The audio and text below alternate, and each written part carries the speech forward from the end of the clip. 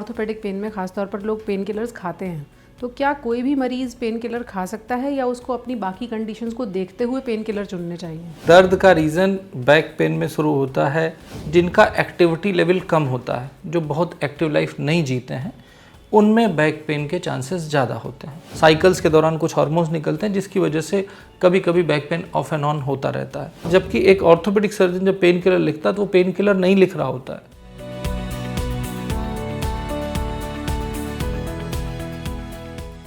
किसी शायर ने कहा है, और भी गम है ज़माने में मोहब्बत के सिवा, राहतें और भी हैं एक वस्ल की राहत के सिवा। ये शेर अक्सर लोगों को तब याद आता है जब 30-40 पार हो जाता है, ये दर्द और वो दर्द सताने लगता है। कभी घुटने का दर्द, कभी कमर का दर्द, तो कभी गर्दन का दर्द। तो इस वक्त आप हमारे सामने ये जो एक औजारों का बाजार देख रहे हैं, एक टूल बॉक्स देख रहे हैं, इसके ज़रिए आज हम आपको बताएंगे कि आपको जब कोई दर्द कहीं होता है तो उसका मतलब क्या होता है, और सबसे बड़ी बात, उसे ठीक कैसे किया जा सकता है। ये हम आपको नहीं बताएंगे, हमारे साथ एक्सपर्ट्स मौजूद हैं। डॉक्टर कौशल कांत मिश्रा हैं हमारे साथ, जो कि डायरेक्टर हैं फोर्टिस एस्कॉर्ट्स इंस्टीट्यूट में ऑर्थोपेडिक्स के और जॉइंट रिप्लेसमेंट के एक्सपर्ट हैं। डॉक्टर साहब, बहुत बहुत स्वागत है आपका। ये आमतौर पर ऑर्थोपेडिक सर्जन के पास जब लोग जाते हैं तो पहले ही डरे हुए होते हैं, और ये सब देख के थोड़ा सा डर हमें भी लग रहा है। तो हम सबसे पहले कमर के दर्द से शुरू करते हैं, और मुझे लगता है ये जो चीज़ मेरे हाथ में है अजीब सी, ये कहीं ना कहीं कमर के दर्द से रिलेटेड है। ये हमारा स्पाइन है, ये स्पाइन का मॉडल है। इसमें बिल्कुल ऐसी दिखती है। ये हमने लोअर हाफ लिया हुआ है, अपर हाफ इसके ऊपर होता है, यानी कि आपका थोरेक्स के लेकर के लंबर एंड सैक्रल स्पाइन का पार्ट है। जो most common site of pain होती है बैक में, ये लोअर स्पाइन ही होती है, जिसे हम कहते हैं low back pain. Low back pain इसी से आया हुआ है, लोअर स्पाइन से। कहाँ होता है वो दर्द और क्यों होता है? देखिए, ये तो एक मॉडल है। दर्द का रीज़न बैक पेन में शुरू होता है, अगर हम स्किन से शुरू होकर के बोन तक चलें या बोन से शुरू होकर के स्किन तक चलें, तो हर टिश्यू में दर्द के अलग अलग रीज़न होते हैं। बोन्स के अपने रीज़न होते हैं, डिस्क के अपने रीज़न होते हैं, उसके बीच में नर्व निकलती है, उसके अपने रीज़न्स हैं, मसल्स होती है उसके ऊपर, उसके अपने रीज़न्स हैं, जॉइंट बीच में आता है, उसके अपने रीज़न है, और सबसे ऊपर स्किन आती है, उसके अपने रीज़न है। तो हर चीज़, हर टिश्यू का अपना एक पेन का रीज़न हो सकता है। डिपेंड करता है कि डायग्नोसिस क्या होती है और पेशेंट को तकलीफ़ क्या है। बिल्कुल। फिर मुझे एक शेर याद आ रहा है, दिल जिगर के जहाँ से उठता है, ये धुआं सा कहाँ से उठता है। इतनी सारी वजहें दर्द की बताई गई, लेकिन अब मैं फिर एक बार लो बैक पेन पे फोकस करती हूँ। महिलाएं अक्सर इसकी शिकायत करती हैं। 30 की उम्र के आसपास शुरू होता है और फिर लंबे समय तक रहता है। कोई कॉमन कॉज है उसका, और क्यों इतना लो बैक पेन की शिकायत महिलाओं में ज़्यादा रहती है? देखिए, लो बैक पेन जैसा कि मैंने बताया किसी भी रीज़न से हो सकता है। तो आपने यंग फीमेल की बात की है। यंग फीमेल्स में पेन के सिर्फ 2-3 इम्पॉर्टेंट रीज़न हैं। एक कि यूजुअली देखा गया है बैक पेन उनमें कॉमन होता है जो थोड़ा फैटी होती हैं, जिनका वेट एवरेज से ज़्यादा होता है, और उनमें बैक पेन ज़्यादा होता है। और वो लोग, मेल फीमेल दोनों, जिनका एक्टिविटी लेवल कम होता है, जो बहुत एक्टिव लाइफ नहीं जीते हैं, उनमें बैक पेन के चांसेस ज़्यादा होते हैं। मैं एक्यूट बैक पेन की बात नहीं कर रहा हूँ, मैं chronic, long term, sustained, slow, रोज़ बॉदर करता है, लेकिन ना आप डॉक्टर के पास जाते हैं, ना वो बैक पेन ठीक होता है। तो जो मॉडरेट टू सीवियर कैटेगरी का बैक पेन होता है, जो कभी ज़्यादा होता है कभी कम होता है, वो उसका रीज़न मेनली मस्कुलर होता है, इनएक्टिविटी होती है, लैक ऑफ विटामिन डी होता है, लैक ऑफ एक्सरसाइज होती है, ये सारे रीजंस। मतलब ये वो दर्द है जो आता जाता रहता है, बना रहता है लंबे समय तक। ये हम जो स्पाइन का मॉडल देख रहे हैं, जिसे आमतौर पर लोग रीढ़ की हड्डी कहते हैं, इसमें ही अगर आपको ख्याल रखना हो कि ये सलामत रहे, तो इसके लिए क्या टिप्स हो सकते हैं? देखिए, सबसे पहली चीज़ ये है कि आपको अगर क्रॉनिक बैक पेन है, आप उसको बचाना सबसे इम्पॉर्टेंट है। बचाने के लिए आपको एक्टिव लाइफस्टाइल जीनी चाहिए। फिजिकली फिट होना है, अपने वेट को कंट्रोल रखना है, एक्टिव रखना है। अगर ये काम आप करते हैं तो आपको 90% चांस है बैक पेन नहीं होगा। मैं यंग की बात बता रहा हूँ, मींस लेस देन 45-50 की बात कर रहा हूँ। वो चाहे मेल हो चाहे फीमेल हो। फीमेल्स को थोड़ा ज़्यादा ध्यान रखना होता है एज़ कम्पेयर टू जो एक सोशल स्ट्रक्चर है हमारी समाज का, उसमें महिलाएं घर से कम निकलती हैं, पुरुष ज़्यादा निकलते हैं, तो पुरुष की एक्टिविटी ज़्यादा होती है, इसलिए यूजुअली बैक पेन उनमें कम होता है। फीमेल्स जो होती हैं ज़्यादातर घरों में रहती हैं और बहुत एक्टिव नहीं होती हैं, इसके उन बैक पेन ज़्यादा हो। This is straight forward reason. इसके अलावा प्रेगनेंसी के दौरान कुछ हार्मोन्स निकलते हैं, साइकिल्स के दौरान कुछ हार्मोन्स निकलते हैं, जिसकी वजह से कभी कभी back pain of and on होता रहता है। ये कुछ रीजंस हैं वाई फीमेल्स में ज़्यादा होता है, वाई मेल्स में कम होता है। अब बात आती है कि एक्यूट बैक पेन, एक्यूट से शुरू करते हैं, वो किसी को भी हो, मेल फीमेल ओल्ड एज कोई भी एज हो, अचानक आ गया। आप सुबह अच्छा खासा काम कर रहे थे, अचानक किसी चीज़ के लिए मुड़े और बहुत दर्द आ गया, आप सामान उठाने के लिए कुछ झुके, बहुत सामान आ गया, बहुत तेज दर्द आया, या अचानक घर में कोई सामान आ गया और उसको शिफ्ट करना है और आपने जोर लगाया मेज को और आपको दर्द आ गया।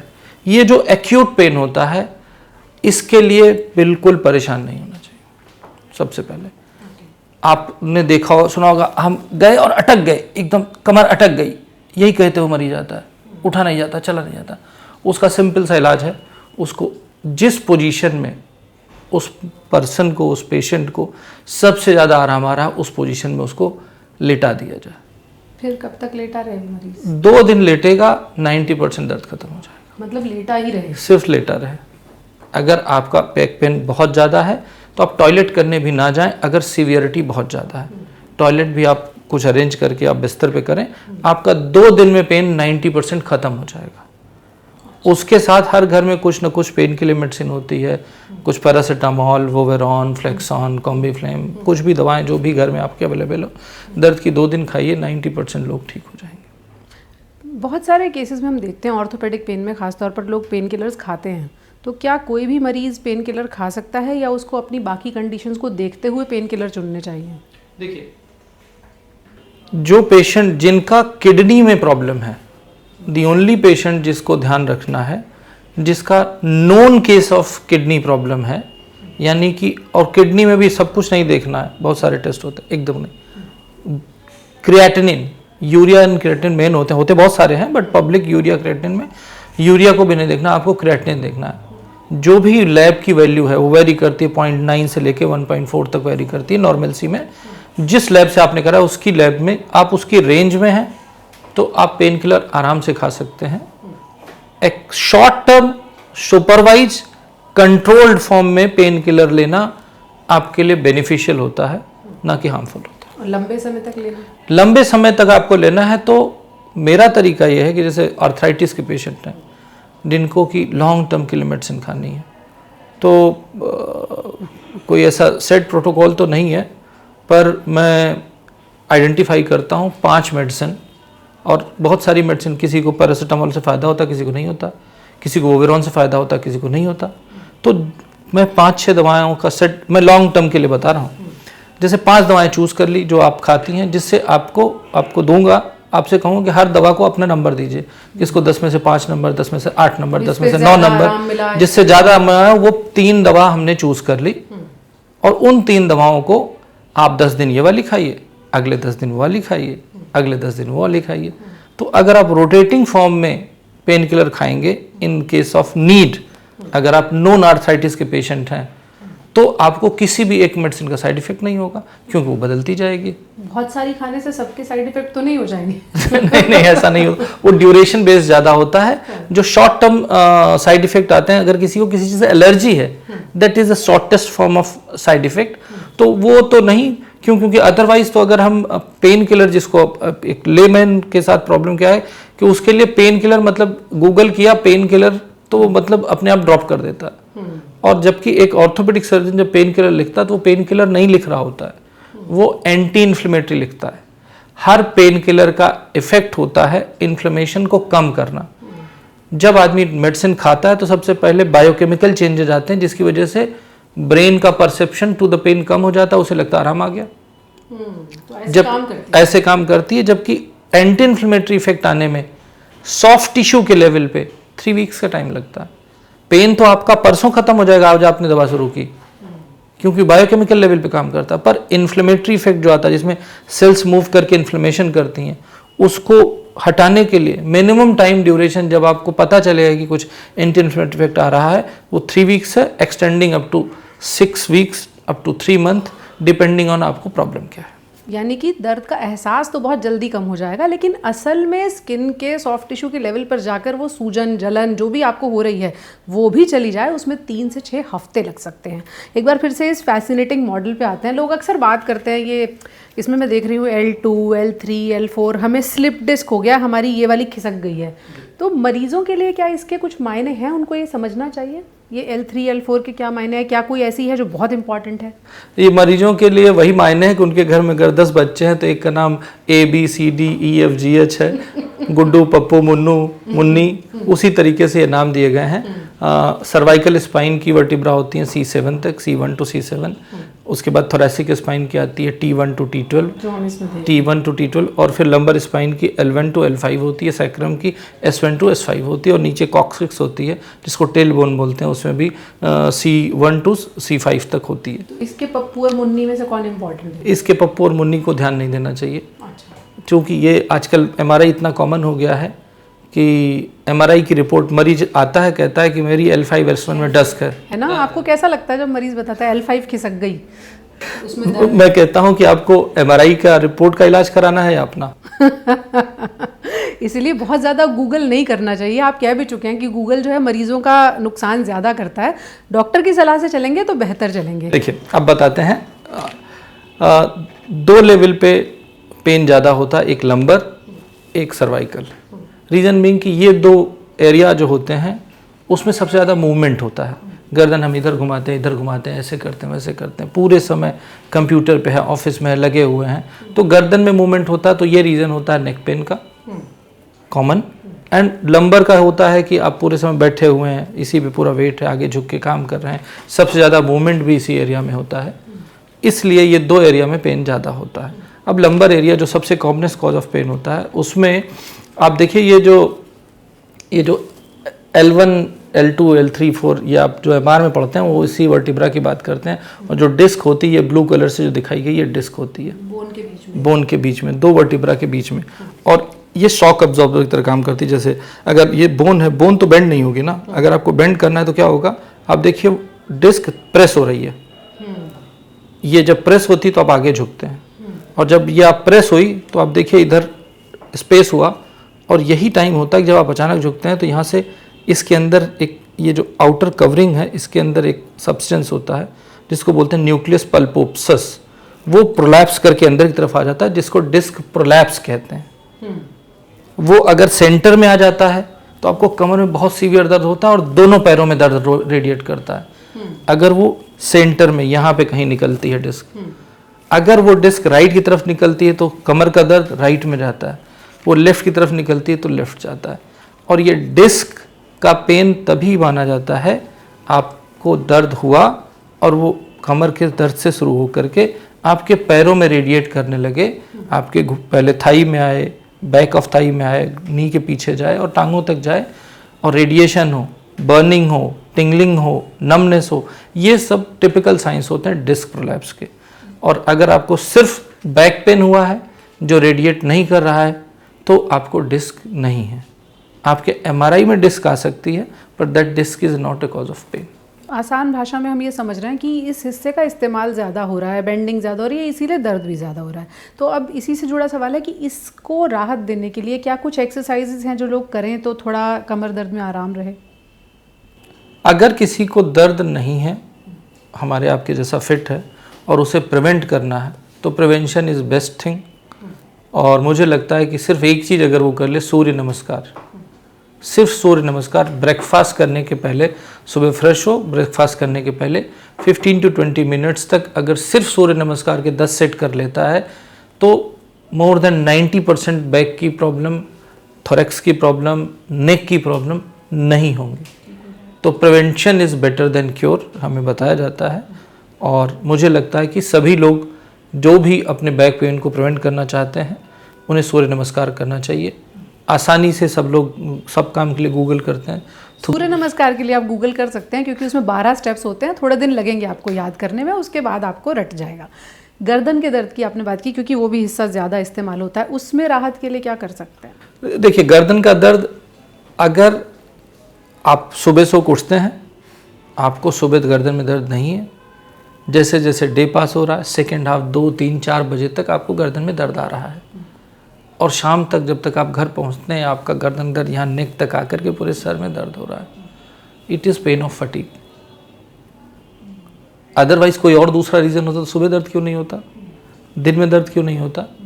यानी कि जो सेकेंड हाफ द डे में पेन आता है, ऑलमोस्ट डेली आता है, हेडेक करता है, किसी दिन ज़्यादा होता है, किसी दिन कम होता है, पर होता है, वो फटीग का पेन है। आपकी मांसपेशियाँ स्कल थक गई हैं, यहाँ से कनेक्ट होकर शोल्डर तक जाती हैं, बैक में भी जाती है, तो ये बैक पेन यहाँ पे शुरू होकर के ऊपर नेक की तरफ जाता है और नीचे बैक, दोनों शोल्डर और मिड तक आता है। ये पेन फटीग का पेन होता है। इसके लिए करना चाहिए कि आपको आइसोमेट्रिक सर्वाइकल एक्सरसाइज करनी चाहिए, गर्दन की एक्सरसाइज करनी चाहिए। फिट आदमी है तो शीर्षासन कर सकता है, पर मैं ये सबके लिए एडवाइस नहीं करता हूँ। मैं खुद कर सकता हूँ, करता हूँ, वो अलग की बात है, लेकिन शीर्षासन एक कंप्लीट अपने आप में है।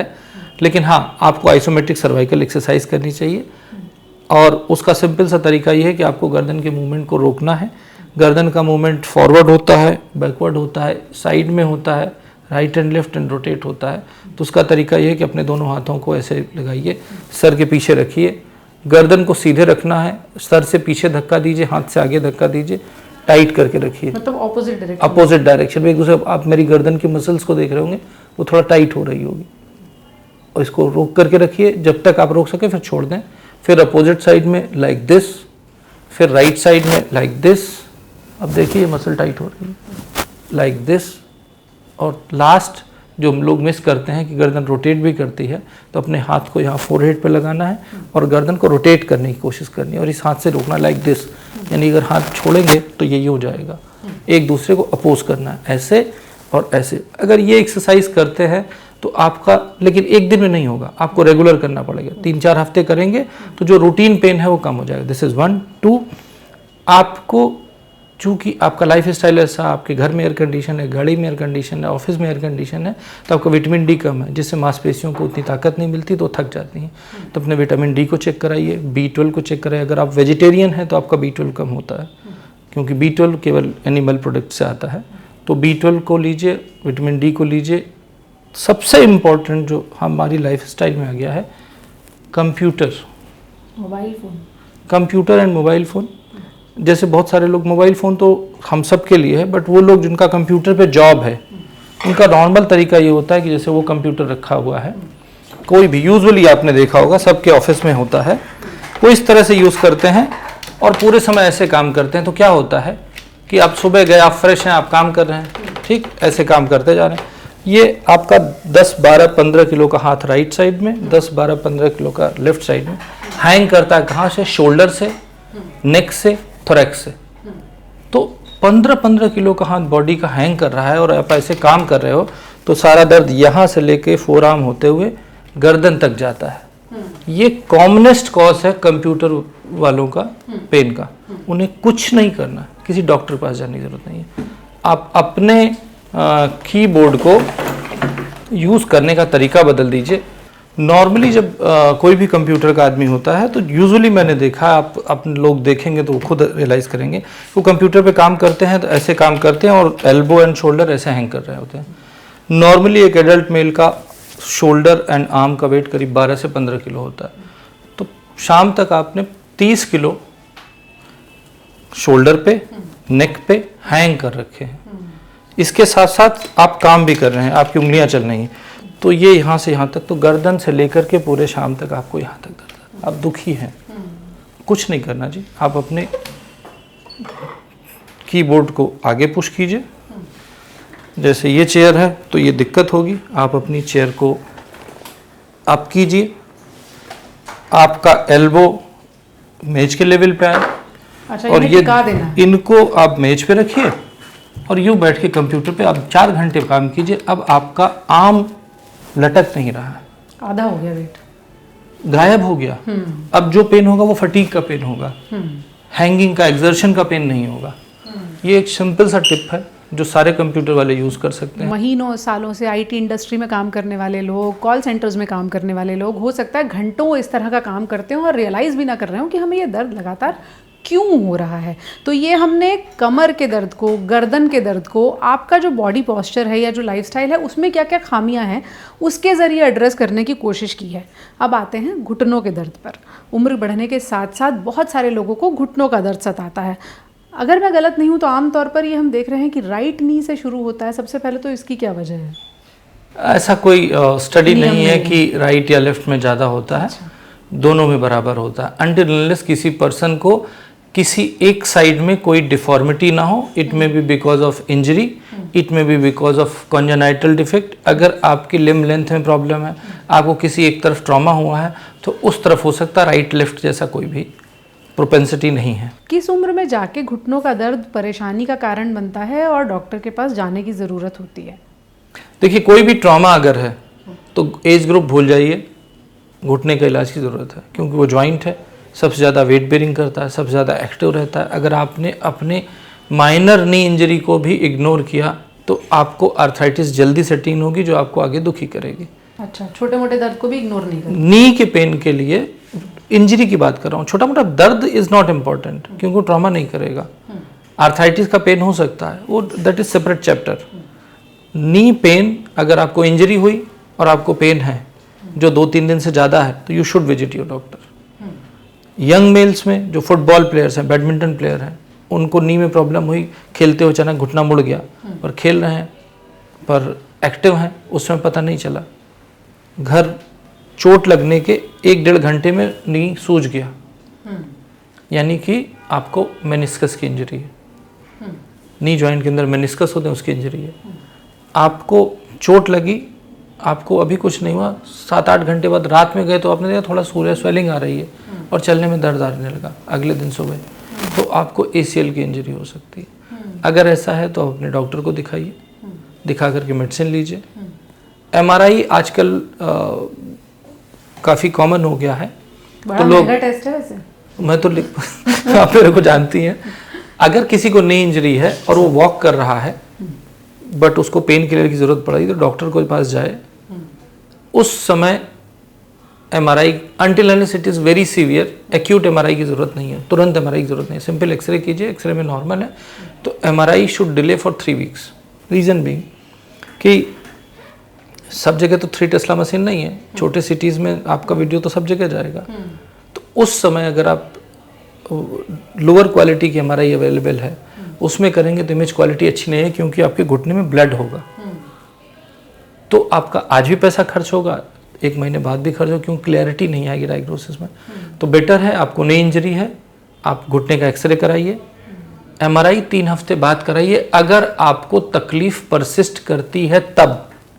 तो पहले ही दिन अगर डॉक्टर साहब कह रहे हैं घुटने में दर्द है, MRI करा लो, तो दोबारा सोचने की ज़रूरत है। डॉक्टर भी बदल सकते हैं वैसे। नहीं डॉक्टर मैं मान के चलूँगा कि डॉक्टर है तो सही एडवाइस दे रहा होगा। अगर डॉक्टर कह रहा है कि करा लेना चाहिए तो करा लेना चाहिए। देखिए, ये अलग चैप्टर है कि पहले दिन जो MRI लिखते हैं डॉक्टर्स, और बहुत सारी लिखते हैं, वो कितनी जस्टिफाइड होती हैं, इस पर फिर कभी आएंगे। वो दूसरी चीज़ें हैं, बट मेरा यह है कि अगर आप नी का MRI करा रहे हैं और आप वॉक कर पा रहे हैं, रेगुलर चल रहे हैं, तो मुझे लगता है कि मेडिसिन के साथ आप 3 हफ्ते तक वेट करें। 3 हफ्ते में अगर आप ठीक हो गए तो MRI की ज़रूरत ही नहीं, और अगर आप नहीं ठीक हुए तो 3 हफ्ते बाद MRI कराइए। अगर उसमें ACL टीयर है तो आपको सर्जरी की ज़रूरत है। आपके मेनिस्कस टीयर है तो कुछ माइनर टीयर्स इग्नोर किए जा सकते हैं, मेजर टीयर को सर्जरी की ज़रूरत है। तो ये तो हुआ यंग एज का। अब बात आती है कि मिडिल एज, समय के साथ घुटनों, समय के साथ, एज के साथ घुटने खराब होते हैं। तो जैसे हमारे पास स्पाइन का मॉडल है वैसे हमने आपके लिए घुटनों का मॉडल भी रखा हुआ है। ये घुटने हैं, इसमें जो आप ब्लू कलर का कार्टिलेज देख रहे हैं यही एज के साथ डैमेज होता है। जो वाइट दिख रहा है ये मेनिस्कस है, और ये जो आपको वाइट सा जिसके ऊपर ब्लू सा मार्क बनाया हुआ है ये ACL लिगामेंट है, और ये जो लिगामेंट है ये PCL लिगामेंट है। इधर साइड में मीडियल कोलेटरल लिगामेंट, अंदर की तरफ ये लेटरल, ये लिगामेंट 4। आसान भाषा में अगर हम कहें, जो उम्र और के साथ घुटनों में दर्द होता है तो हो क्या रहा होता है? उसमें ये जो ब्लू का कार्टिलेज होता है वो इस तरह से डैमेज होने लगता है, अब रेड कार्टिलेज घिस जाता है। इसको बिल्कुल समझाने का तरीका ये है कि एक तरफ का घिसा, दोनों तरफ का घिसा, और आप चलते रहेंगे तो बाहर ऑस्टियोफाइट्स बन जाते हैं। जैसे अब तो नहीं, पहले घरों में चंदन घिसते थे, आप घिसते रहिए तो वो किनारे इकट्ठा होता रहता है। तो वो जब बिल्कुल वैसे ही होता है। बिल्कुल वैसे ही होता है। आपका कार्टिलेज चंदन जैसा है समझिए। यूं घिसते पर बहुत मजबूत है। इसको घिस करके किनारे आने में अगर आप ईमानदार हैं, आप फिट हैं, तो 70 से 80 साल लगेंगे। अगर आप अपने घुटनों का ख्याल रखते हैं, आप एक्टिव हैं, आप फिजिकल एक्सरसाइज करते हैं, आप रेगुलर रनिंग, जॉगिंग, जंपिंग करते हैं, तो 70-80 साल तक भगवान ने इतना बढ़िया चंदन दिया है। बहुत लोग सोचते हैं ज्यादा यूज करेंगे तो जल्दी घिस जाएंगे घुटने। मिसकंसेप्शन है, गलत है। यानी चलाते रहिए तभी चलेंगे घुटना। इसका सबसे अच्छा एग्जाम्पल दिल्ली में है, दरियागंज में जाइए, आपको 35 साल की सवारी होगी और 75 साल का बाबा रिक्शा चलाते हुए नजर आ जाए। क्या विडंबना है देखिए। वो घुटने उसके फिट इसलिए हैं क्योंकि वो फिजिकल एक्टिविटी कर रहा है, रिक्शा चला रहा है, और वो 35 साल वाली बैठी हुई घुटने के दर्द के साथ होगा या होगी। तो वो जैसे चंदन इकट्ठा होता साइड में, वैसे ये देखिए रफ सा इकट्ठा, इसको ऑस्टियोफाइट बोलते हैं। अगर ये सिचुएशन आ गई तो आपको ऑपरेशन की ज़रूरत है। अगर आपकी इन दोनों के बीच में सिचुएशन है तो आपको मेडिसिन की ज़रूरत है। मेडिसिन कुछ ऐसी है नहीं जो इसको स्टॉप कर सके, क्योंकि it is part of ageing process. तो एज को आप कोई भी रोक नहीं सकते, पर कुछ सप्लीमेंट आते हैं एजिंग को छुपाने के। छुपाने के या डिले करने के वही बात हुई। जैसे हम डाई लगा लेते हैं, बाकी बहुत सारे कॉस्मेटिक चीज़ें यूज़ करते हैं।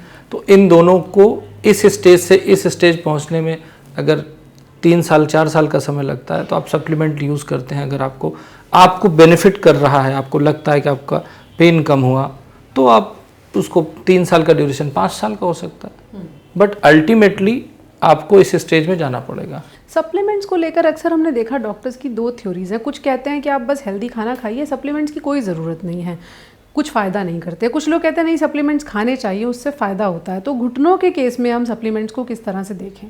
देखिए, बड़े फिक्स हैं प्रोडक्ट्स। ग्लूकोसामिन, डायसरिन ने काफ़ी सालों से, मतलब जब से हम MBBS कर रहे थे तब से वो हैं। और तो उनके कैल्शियम विटामिन डी का जॉइंट में बहुत ना के बराबर रोल है। फिर वो कहाँ काम कर रहा है? कैल्शियम और विटामिन डी काम करता है बोन्स पे, कैल्शियम और विटामिन डी काम करता है आपके मसल्स पे। जब ये दोनों फिट रहते हैं तो आपका जॉइंट भी फिट रहता है। जॉइंट के लिए ज़्यादा इम्पोर्टेंट है ग्लूकोसामिन, डायसरिन एंड इन सबका कॉम्बिनेशन कुछ नए आए हैं जिनको की स्टडी के साथ देखा गया है कि वो हेल्प करते हैं, मतलब वो डिले करते हैं। और इसमें मेरा तरीका ये है कि आप 3 महीने तक खाइए। 3 महीने में if you feel you are improving तो कंटिन्यू करिए, नहीं तो डिसकंटिन्यू कर दीजिए। ओके, फिर कब जाके और किस तरह के लोगों को जाके घुटने रिप्लेस कराने की ज़रूरत पड़ती है, यानी नए घुटने लगाने की ज़रूरत पड़ती है? देखिए, अगर आपकी लाइफ स्टाइल आपके घुटने के दर्द की वजह से कंप्रोमाइज़ हो रही है, आप पहले एक्टिव थे, आप सबके इंटरव्यू ले रही हैं, आपने इंटरव्यू लेना कम कर दिया क्योंकि आपके घुटनों में दर्द आ रहा है। नहीं, अभी ऐसा नहीं है, मैं काम चल रहा है हमारा। तो मतलब आप अपने लाइफ स्टाइल को कंप्रोमाइज़ करने लगें, आप बाहर घूमने जाना अवॉइड करने लगें। आप पहले ज़मीन पे बैठ पाते थे, आप पहले भागते हुए सीढ़ियाँ चढ़ पाते थे, और अब आप नहीं चढ़ पा रहे हैं, तो you should visit your doctor. X ray करके देखा जाता है। एक्सरे में एक बड़ा कॉमन सा है, गैप बढ़ गया, गैप खत्म हो गया, ये बहुत ही कॉमन टर्मिनोलॉजी। गैप आ गया, गैप आता नहीं है, गैप जाता है।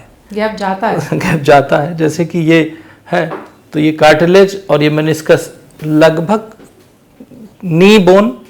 नी में 2 बोन्स हैं, एक थाई बोन है, एक लेग बोन है। उसके बीच में मोटा मोटा मान लीजिए कि आपकी एक छोटी उंगली के बराबर का स्पेस होता है। ऐसे ये स्पेस विद द टाइम कम होता जाता है। जब आप देखें तो बोन टकराने लगती है, तो बोन एक दूसरे को जब इस स्टेज में आती हैं तो ये सब खत्म हो जाता है और ये रब करने लगती हैं। जब ये रब करती हैं तो पेनफुल होता है, इसीलिए पेशेंट चलना अवॉइड करता है। जब वो चलना अवॉइड करता है तो 2 चीज़ें होती हैं, एक उसका वेट बढ़ता है, फिर जब चलता है तो और दर्द होता है, दोहरी मुसीबत। तीसरा, जब वो बाहर नहीं निकलता तो सनलाइट नहीं है, फिजिकल एक्टिविटी नहीं है, तो ऑस्टियोपोरोसिस होने लगती है। तो ये कॉम्बो पैकेज आता है, ऑस्टियोआर्थराइटिस, ऑस्टियोपोरोसिस। और इसमें एक चीज़ और होती है कि नॉर्मली जब हम चलते हैं तो बिल्कुल स्ट्रेट लाइन में चलते हैं। जब हमारे घुटने खराब हो जाते हैं, यानी कि स्टेज लगभग ये या ये स्टेज के बीच में होता है, तो आदमी ऐसे चलता है। आपने देखा होगा आपके मोहल्ले में लोग वॉक करने जा रहे हैं, ऐसे चलते हैं। जिनको भी अक्सर बुजुर्ग ऐसे चलते हैं, ठीक। तो जब मरीज हमारी ओपीडी में आता है, अगर वो ऐसे चल रहा होता है तो हमें पता चल जाता है कि ऑस्टियोआर्थराइटिस है। और हम कहते हैं कि घुटने खराब है, तो गुस्सा करता है कि आपने देखा ही नहीं, बिना देखे ही कह दिया, आपको कैसे पता। अब इसका एक और साइड प्रॉब्लम होती है, आप हर बार ऐसे चलते हैं तो क्या हो रहा है कि आपका स्पाइन हर बार ऐसे और ऐसे, ऐसे और ऐसे हो रहा है। अच्छा, ये घुटनों से स्पाइन इसकी वजह से आपको स्पाइन में भी प्रॉब्लम आती है। It is because of axis change, क्योंकि बॉडी स्विंग कर रही है। तो जब वो अक्सर बुजुर्गों की वॉक को देखकर मजाक किया जाता है 75-76, तो उसका मतलब यही है कि 75-76 वालों के साथ तो ये ठीक है, लेकिन अगर 40-50 के मरीज भी 75-76 की चाल में चलने लगे तो ऐसे ऐसे, मतलब घुटने में प्रॉब्लम, तो घुटने में प्रॉब्लम है। किसको रिप्लेसमेंट की ज़रूरत है और किसको नहीं है? जैसा कि मैंने बताया कि अगर आपके एक्सरे में दोनों बोन एक दूसरे से टच कर रही हैं तो हालत बहुत खराब है। तो, और आप चल नहीं पा रहे हैं, आपका रिस्ट्रिक्शन हो रहा है, आपके मोबिलिटी कम हो गई है, तो आपको नी रिप्लेसमेंट की ज़रूरत है। इसके पहले के स्टेज में सप्लीमेंट होते हैं, इसके पहले के इंजेक्शन स्टेज में इंजेक्शंस होते हैं, जिसमें दो तरह के इंजेक्शन होते हैं। एक एक्यूट पेन को कम करने के लिए स्टेरॉइड का इंजेक्शन देते हैं नी जॉइंट में, और एक होता है कि लॉन्गेविटी बनाए रखने के लिए सप्लीमेंट्स होते हैं, जिसको विस्को सप्लीमेंटेशन बोलते हैं, जो उसी तरह से काम करता है जैसे आपकी चलती हुई मर्सिडीज़ के अंदर इंजन ऑयल डालने का काम करता है। एक सवाल ये पूछते हैं, घुटनों के रिप्लेसमेंट के लिए भी कैसे आप तय करते हैं कि क्या लगाना है, कैसे रिप्लेस किए जाते हैं घुटने? बहुत ही पहली चीज़ तो ये कि एक टर्म ये होता है घुटने बदल, अरे हमारे घुटने ही बदल जाएंगे। अरे भाई, घुटने नहीं बदले जाते, आपका घुटना वही रहेगा। आपका घुटना वही रहेगा। होता क्या है कि जैसे कि ये रहा आपका घुटना, इस तरह से ये होता है। हम इसको क्या करते हैं, हम इसको डिफरेंट शेप में कट करते हैं। आपका ये घुटना था, ये रफ हो गया है, इसको हम जो रफ पोर्शन है इसको कट करके निकालते हैं। ये घुटने को जो रफ सरफेस उसको कट किया मशीन से, इसको हाथ से किया जाता है, इसको कंप्यूटर से किया जाता है, इसको आजकल रोबोट से करने का फैशन आ गया है, बट अल्टीमेटली होता यही, इस तरह से किया जाता है और इस तरह से किया जाता है। लिगामेंट साइड वाले वही रहते हैं। फिर एक कैप की तरह हम फीमर के कंपोनेंट को ऊपर लगा देते हैं और नीचे एक और प्लेटफॉर्म लगाते हैं, जिसके ऊपर एक पॉलीथाइलिन लगा देते हैं, और ये ऐसा हो जाता है। तो वो जो रफ एरिया था वो सारा गायब हो गया। उसकी जगह कोशिश की गई है कि भगवान जैसा एक कार्टिलेज आर्टिफिशियल क्रिएट की जाए, और जब ये मूवमेंट होने लगता है तो पेन खत्म हो जाता है। कितने टाइम तक चल जाता है? आजकल जो इम्प्लांट आ रहे हैं, जैसे कि ये स्टेनलेस स्टील का इम्प्लांट है, आजकल कोटेड इम्प्लांट आते हैं, निकल कोबाल्ट क्रोम के ऊपर कोटिंग की जाती है, ऑक्सीनियम की कोटिंग की जाती है। जैसे ये इम्प्लांट है, आप देखिए, ये स्टेनलेस स्टील इम्प्लांट है, ये कोटेड इम्प्लांट ऑक्सीनियम इम्प्लांट है। इसी तरीके से येलो कोटिंग अगर होती है तो उसको गोल्ड इम्प्लांट कहते हैं। ये रिवीजन का इम्प्लांट है, इसको अभी नहीं देखना है।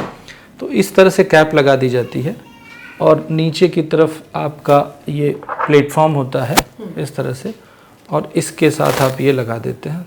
इस पूरे सेट को नी रिप्लेसमेंट कहा जाता है। ये सब लगता है उसमें? कितने समय तक चल जाएगा? अगर आप सारी एडवाइजेस फॉलो करते हैं तो 25-30, मतलब वेरी करता है। 0 डे मैं कहता हूँ, 0 डे से लेकर 30-35 साल तक चलता है, बशर्ते कि आप कितने ज़मीन पे ना बैठें, उगड़ू ना बैठें, पालथी ना लगाएं, फिजिकली फिट रहें, रोज़ वॉक करने जाएं, एक्सरसाइज करें, तो आपकी ज़िंदगी के लिए काफ़ी है। तो ये अभी जो हमने आपको बताया, ये आपके थोड़े बहुत कमर के दर्द की और घुटनों के दर्द की ABCD है, जिसको आपको समझ लेना चाहिए और ये भी समझ लेना चाहिए कि कब जाकर आपको डॉक्टरी मदद की, कब जाकर नी रिप्लेसमेंट की ज़रूरत पड़ती है और किस तरह आप अपनी बोन हेल्थ का ख्याल रख सकते हैं। आपके साथ हम फिर आएंगे और बहुत से सवाल हैं। ऑर्थोपेडिक्स की दुनिया बहुत बड़ी है और आपकी ज़िंदगी में भी बहुत से दर्द होंगे जिन्हें राहत की ज़रूरत होगी, तो राहत लेकर फिर आएंगे। फिलहाल हमसे जुड़ने के लिए बहुत बहुत शुक्रिया। नमस्कार।